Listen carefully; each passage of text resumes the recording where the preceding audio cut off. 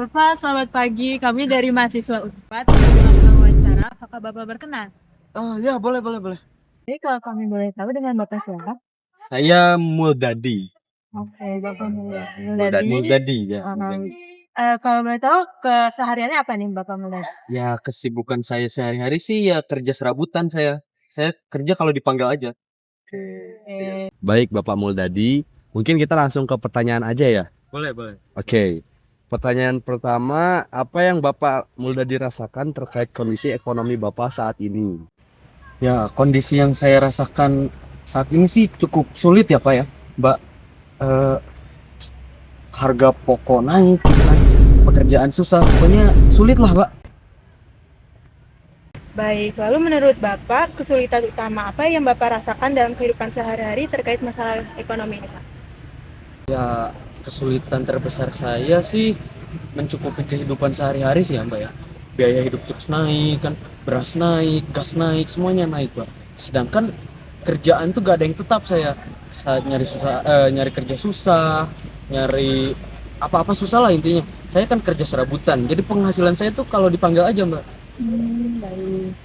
Oh, pekerjaan yang tidak tentu ya Bapak ya. Iya betul. Kalau dari Bapak sendiri, apakah Bapak pernah menerima bantuan program dari pemerintah? Atau bagaimana sih pengalaman Bapak terhadap bantuan program pemerintah tersebut Bapak? Kalau untuk bantuan dari pemerintah sih alhamdulillah saya dapat ya Pak. Kayak PKH, BPNT, alhamdulillah saya dapat gitu. Tapi ya itu juga gak cukup gitu Pak buat nutupin kebutuhan saya sehari-hari. Kayak ada hambatannya lah, terlambat cair lah, dan lain sebagainya Pak, gitu Pak. Baik, jadi sering terlambat gitu ya Pak ya? Iya, betul. Baik, lalu menurut Bapak apakah program pemerintah ini tuh benar-benar membantu mengurangi kemiskinan atau hanya bersifat sementara? Ya, saya merasa program bantuan ini bersifat sementara sih Mbak. Karena ya program ini tuh udah dari lama gitu ada. Terus bukannya memberantas kemiskinan malah nambah gitu Mbak. Saya lihat di berita-berita TV ya, malah bertambah gitu akibat adanya program ini. Dan menurut saya lebih layak program ini tuh diubah Mbak, jadi memperluas lapangan pekerjaan gitu. Jadi gitu ya Pak ya.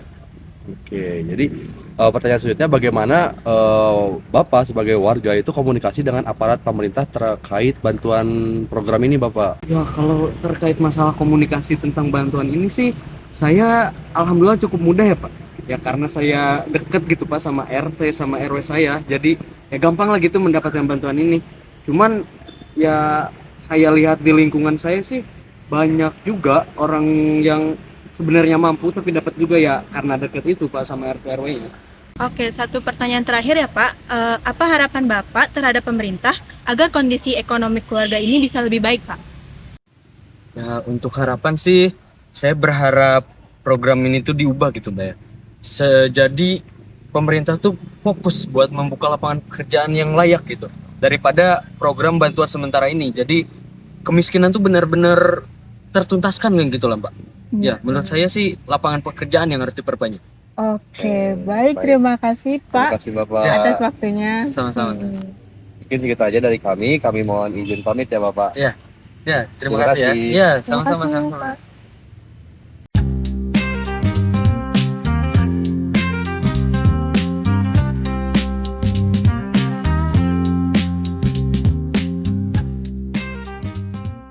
Selamat pagi Bapak. Kami dari mahasiswa Unpad ingin melakukan tugas wawancara. Apakah Bapak berkenan untuk diwawancarai? Mungkin kita sambil duduk aja boleh kan? Oh iya, mari Bapak. Oke, pertama-tama dengan Bapak siapa nih? Saya bersama Bapak Edward. Oke, Pak Edward, akhir-akhir ini kesibukannya apa? Saya sedang magang sih kebetulan di perusahaan minyak saat ini. Pertanyaan pertama, bagaimana Bapak menilai kondisi kemiskinan di sekitar lingkungan tempat tinggal Bapak? Di lingkungan sekitar saya tuh banyak sekali orang-orang miskin yang kurang mendapatkan bantuan dari pemerintah. Walaupun ada juga sih beberapa yang mendapatkan bantuan, namun kebanyakan tuh yang mendapatkan bantuan tuh adalah orang-orang yang mampu. Saya juga merasa heran dengan hal itu. Itu aja sih. Oke. Kurang tepat sasaran ya Bapak ya? Iya, Bang. Baik, lanjut ke pertanyaan selanjutnya. Menurut Bapak, apakah program pengentasan kemiskinan dari pemerintah itu sudah tepat sasaran Bapak? Nah, sepertinya di lapangan tidak seperti itu ya. Contohnya kemarin tuh banyak sekali mahasiswa Unpad yang saya lihat ya, yang baru masuk 2025 ini tidak mendapatkan KIP kuliah. padahal mereka adalah orang-orang yang kurang mampu. Ini harusnya menjadi pertanyaan buat pemerintah yang tujuan awalnya untuk memperdayakan masyarakat yang kurang mampu untuk masa depan mereka nanti, tapi malah seperti ini. Itu aja sih. Itu yang saya lihat saat ini. Selanjutnya, apakah Bapak pernah ikut terlibat atau mungkin mengetahui program gotong royong, pelatihan, atau pemberdayaan yang digagas oleh pemerintah, Pak? Nah, sebelum saya magang di perusahaan ini, saya juga sempat magang di perusahaan Telkomsel pada saat itu. Nah, itu nama program itu dari pemerintah, mahasiswa pasti pada tahu kan, MSIB. Jadi MSIB ini adalah program magang merdeka. Nah, di sini tuh sebagai pintu akses bagi mahasiswa untuk mendapatkan kesempatan untuk berpengalaman bekerja gitu sebelum lulus. Jadi enaknya MSIB ini kita tuh punya pengalaman sendiri gitu sebelum kita lulus untuk memasuki dunia kerja. Itu sih yang paling saya lihat untuk sangat berdampak sekali bagi mahasiswa gitu. Oke. Oh, menarik. Baik. Pertanyaan selanjutnya Bapak, bagaimana pandangan Bapak tentang kerjasama pemerintah dengan masyarakat dan pihak swasta dalam menangani kemiskinan ini, Bapak? Nah, sebenarnya pemerintah pun udah bekerja sama ya dengan banyak sekali perusahaan-perusahaan swasta. Seperti misalkan pemerintah tuh memberikan bansos kepada masyarakat, bekerja sama dengan brand-brand makanan untuk memberikan hal-hal tersebut kepada masyarakat. Namun nampaknya hal itu tidak terjadi secara lancar ya. Ada aja yang dikorupsi lah, ada aja yang ditimbun lah makanannya oleh pemerintah itu sendiri. Jadi seharusnya pemerintah itu harus lebih transparan aja sih, itu aja. Terakhir, Pak, menurut Bapak, apa langkah yang seharusnya diperkuat oleh pemerintah agar program penanggulangan kemiskinan ini tuh lebih berkelanjutan gitu, Pak? Oke, yang menurut saya ada tiga poin ya. Yang pertama tuh transparansi. Yang kedua yaitu adalah penegakan hukum yang jelas terhadap oknum-oknum yang bermain dalam penyelenggaraan dan pemberantasan kemiskinan ini. Lalu yang ketiga adalah memilih orang-orang yang bertanggung jawab dalam penyelenggaraan pemberantasan kemiskinan ini dengan cara meritokrasi, gitu aja sih. Oke. Baik, terima kasih Terima Pak. kasih atas Bapak waktunya. Edward. Sama. Terima kasih. Wah, naik nih Bitcoin gua. Cuan nih. Gua mau beli McLaren luar apa ya? McLaren luar apa, Bos? McLaren lu warna apa, Bos? Mohon maaf, Pak. Ya, Saya dari mahasiswa 4 ingin melakukan wawancara. Apakah Bapak berkenan? ya boleh. Saya juga kebetulan lagi nunggu teman saya. Oke, baik. Baik, pertama-tama dengan Bapak siapa? Nama saya Tony. Oke, Pak Tony, langsung saja ke pertanyaan pertama. Oke. Menurut Pak Tony, bagaimana efektivitas kebijakan pemerintah dalam mengurangi angka kemiskinan, Pak? Menurut saya efektivitas kebijakan pemerintah dalam mengurangi angka kemiskinan itu belum cukup efektif.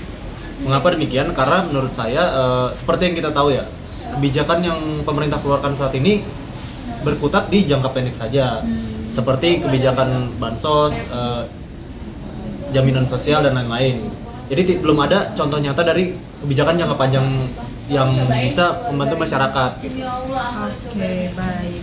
Lalu jika begitu, apakah Bapak melihat adanya transparansi dan akuntabilitas dalam penggunaan anggaran program pengentasan kemiskinan ini, Pak?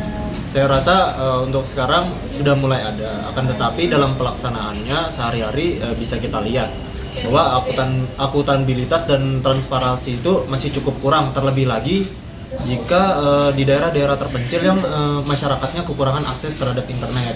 Jadi transparansi dan akuntabilitas terhadap program pengentasan kemiskinan itu masih sangat cukup kurang. Oke, lalu bagaimana pandangan Bapak tentang peran sektor swasta dan masyarakat kelas atas dalam membantu pemerintah mengatasi kemiskinan ini, Pak? Saya rasa peran sektor swasta dan masyarakat kelas atas itu merupakan peran yang sangat vital. Kenapa? Karena seperti yang kita tahu, sektor swasta sendiri kan merupakan sektor pemilik modal ya. Dan sektor pemilik modal ini dapat menyerap tenaga kerja dari masyarakat menengah ke bawah. Oke, baik. Menurut Bapak, apakah pemerintah memiliki kapasitas seperti SDM, regulasi, atau kebijakan yang cukup untuk menekan laju kemiskinan ini, Pak? baik kita mulai dari segi regulasi dan kebijakan dulu. Kalau menurut saya dari segi regulasi dan kebijakan udah cukup baik. Seperti yang kita lihat, pemerintah tidak tanggung-tanggung sudah menggelontorkan dana ratusan triliun lah untuk bansos dan lain-lain. Akan tetapi kita bisa lihat SDM-nya sendiri masih kekurangan. Contohnya ya aparatur negara kita dalam mengelola anggaran program pengentasan kemiskinan, saya rasa masih cukup kurang kompetensinya. Baik. Lalu satu pertanyaan terakhir ya Pak. Jika Bapak diberi kesempatan memberi masukan kepada pemerintah, strategi apa yang perlu dilakukan agar program penanggulangan kemiskinan itu lebih efektif gitu? Pertama-tama yaitu perketat pengawasannya. Lalu yang kedua, ya seperti yang saya bilang tadi, pemerintah bisa meningkatkan kerjasama dengan sektor swasta, karena sektor swasta tadi kan bisa menyerap tenaga kerja. Kemudian yang ketiga yaitu memberikan dasar hukum dan sanksi tegas bagi aparatur negara kita yang menyalahgunakan anggaran program pengentasan kemiskinan tersebut. Oke, baik. Terima kasih Pak atas waktunya. Ya, terima kasih Pak. Ya, sama-sama.